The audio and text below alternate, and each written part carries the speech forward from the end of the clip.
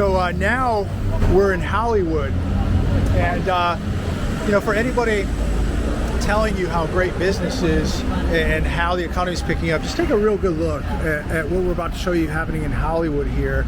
All of this for lease.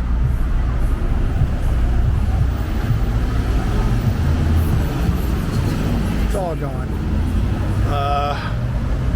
Another one right here, gone. This one right here, for lease. And it just looks like blocks and blocks of retailers have just shuttered forever. So we are now in Hollywood, and we're gonna see what's going on down here in Hollywood. Here's another one right here. Big building, almost 7,000 square feet for lease.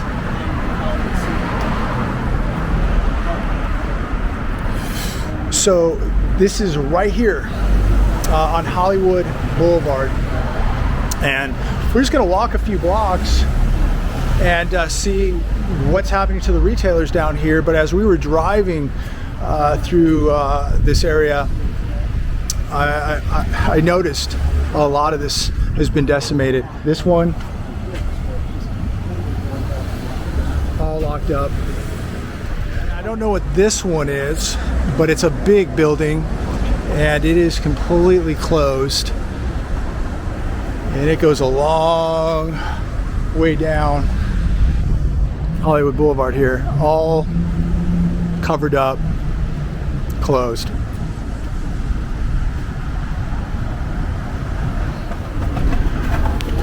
Here's some more evidence of what the economy is doing for lease. Windows all vandalized. This one right here, this was craft coffee and food right here, closed. This one right here, not sure what's going on there, but looks as if it's been vacated.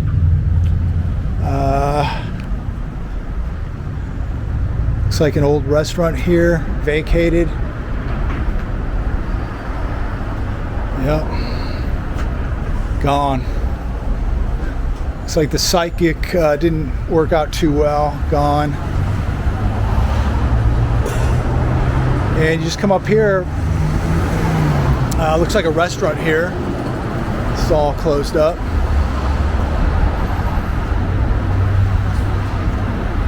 There's another one right here, all closed up. Gone. And then we got one at the corner here, now leasing.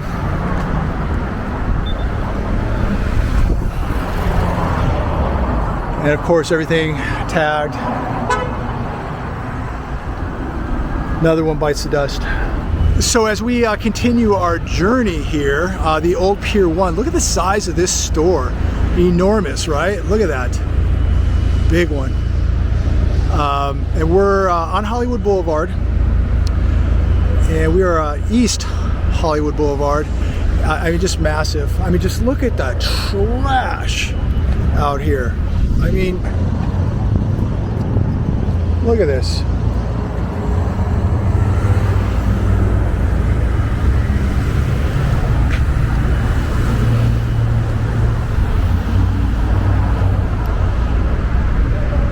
I mean, this is just unbelievable, ladies and gentlemen. You talk about Mad Max, Thunderdome. Here you go. Now, who's going to take over this building? Who owns this building? Somebody's losing a lot of money. This building is not making money.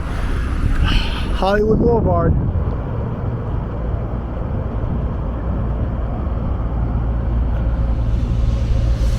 We're at the East End here.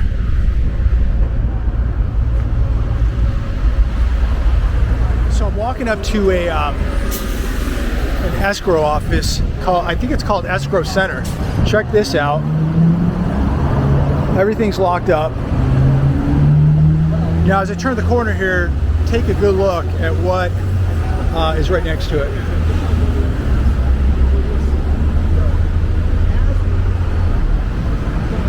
So this is what we got, ladies and gentlemen. So this was all just connected to this old escrow company, which no longer is in business, and this is what's going on here.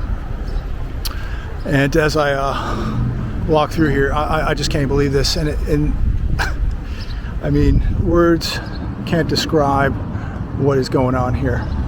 Really cannot. But look at this neighborhood. Isn't that nice? You know, this kind of reminds you of that old show Melrose Place when you see the neighborhood. But could you imagine parking your car out here overnight, walking out of your condo to see this?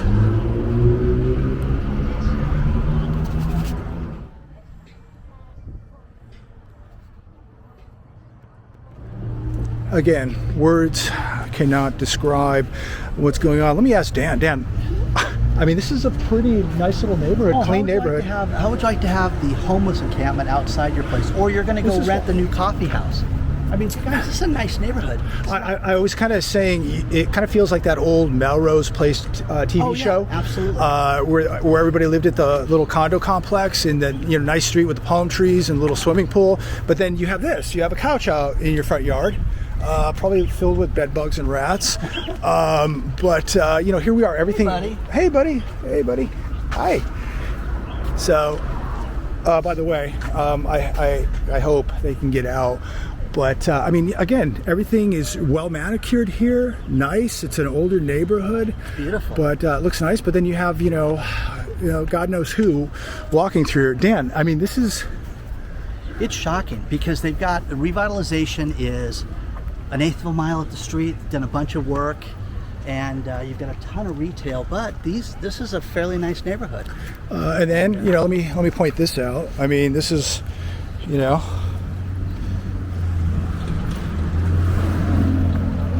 you have this. But yeah, you look at some of these beautiful homes, a lot of for sale signs, ladies and gentlemen. Financing provided by Arixa Capital. Yeah, this is really, really sad. Really sad to see what people got to put up with. What can you say? And then you've got, how many tents are over there? Would you say 15? Oh yeah, I mean, and it's just the amount of trash that's piled up over there too. How do you leave your car out here at night? How do you do that? Well, I mean, here's a little BMW. Here's a little Cooper. Would you feel comfortable leaving your car out here? No, absolutely not. I mean, just you got to wonder, like, what are the statistics in this neighborhood for break-ins, burglaries, car break-ins, car theft, auto theft? They probably assaults. show up here. Yeah, my car got broken into. Yeah, I was just assaulted in my front yard. Yeah, and you just don't know who's walking around here. There's some bad characters, some bad characters, bad actors. And,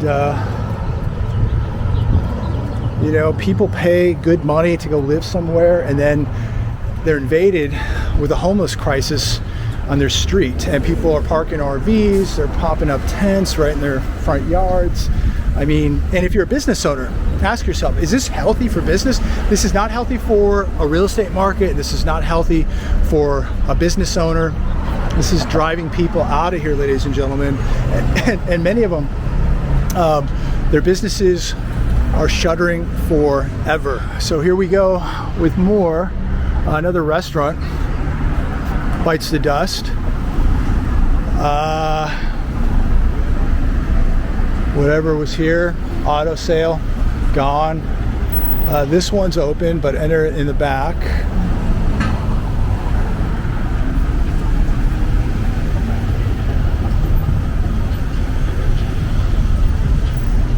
Wow. Camera store right here. Gone.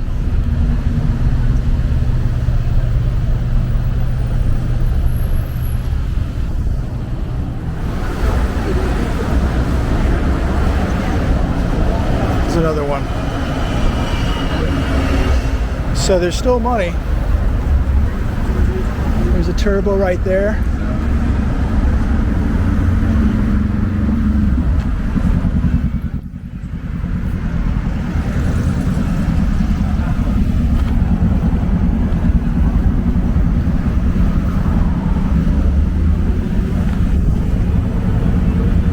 So there's no doubt still money flowing in Los Angeles, but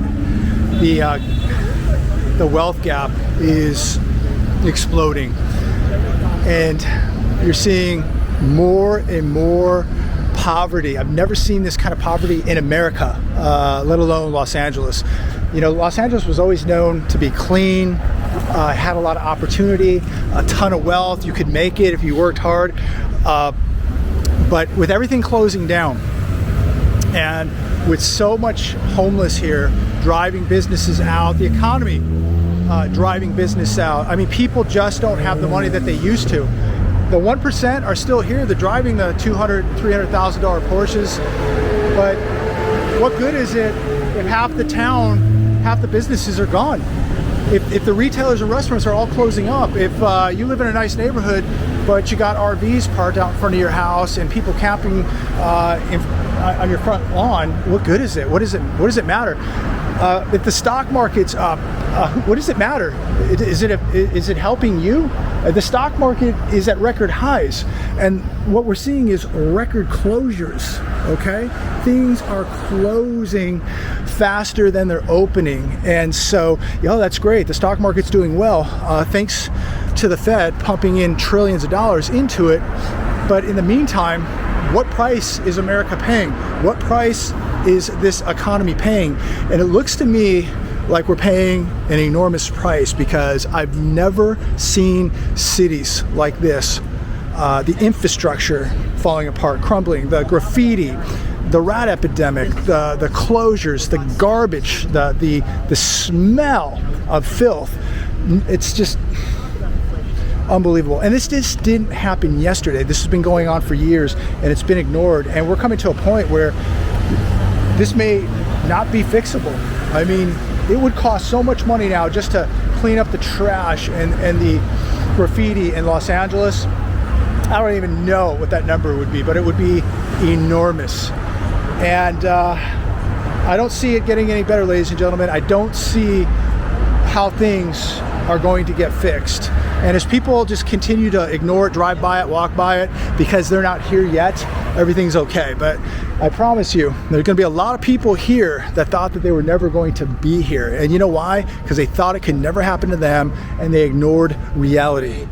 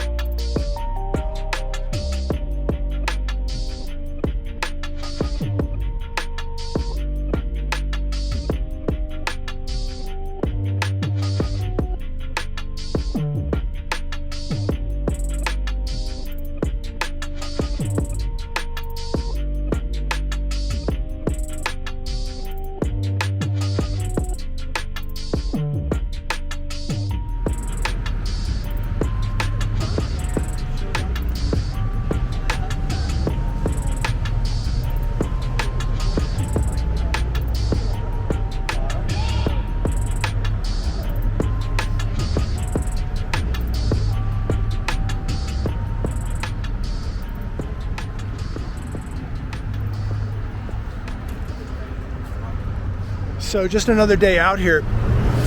You know, a lot of people would be too scared to come out here, walk these neighborhoods. And let me tell you, man, you better really be assessing your environment when you're out here. This is no joke. But, you know, I believe it's so important to be out here, boots on the ground, showing you what's going on. And there's always a threat. There's always some bad actors out here, you know.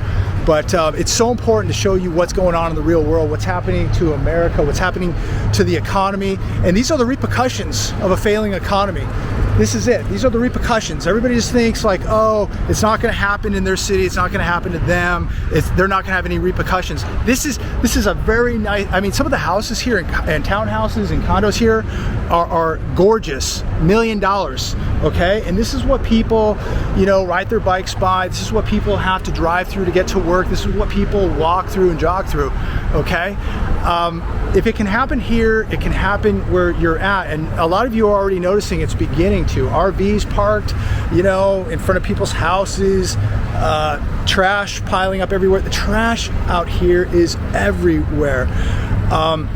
But you know, to the people out there that like to judge me, that's fine. You know, it's a free world. At least so far, you know, it's somewhat free. But you know, maybe you should get off the couch. Maybe you should get in the car. Maybe you should get out and really see what's going on before you tell us how wrong we are. Before you tell us that everything is okay, that everything's going to recover, that somebody's going to flip the switch, everything's going to go back to some sort of normal. Before you do that, really, you should get out, put on a pair of Solomons, get out here and walk a couple miles out here in a city like Los Angeles or Hollywood. So before you judge other people, before you judge me, maybe you should get off the couch and do something. That's all I'm asking.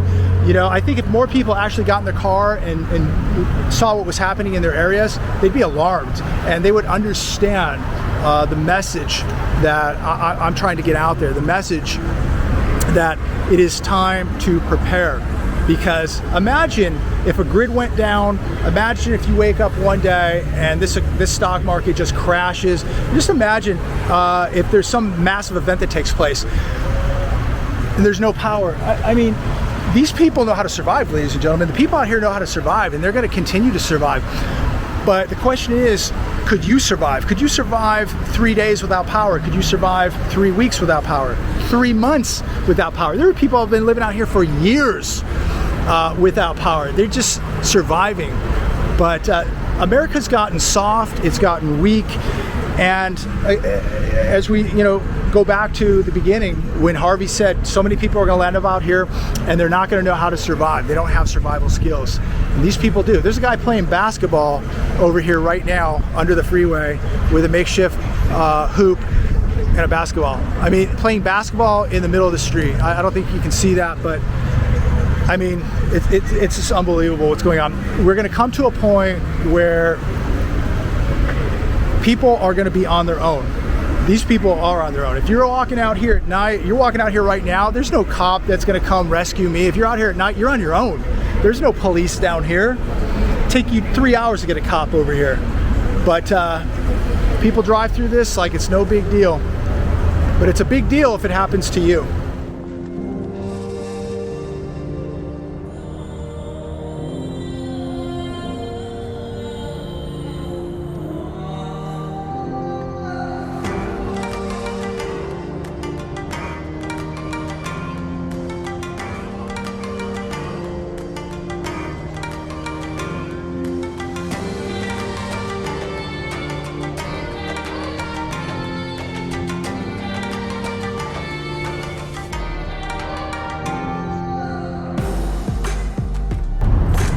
So guys, there's a school right here. I don't know what school it is, but there's a school right here.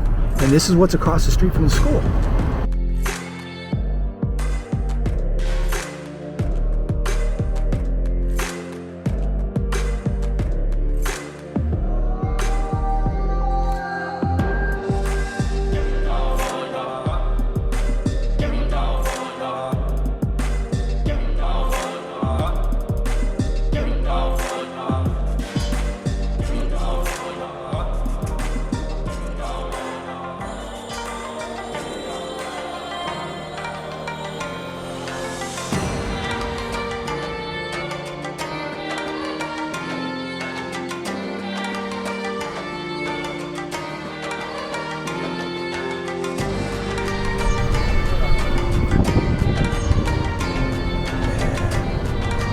used to be a huge club.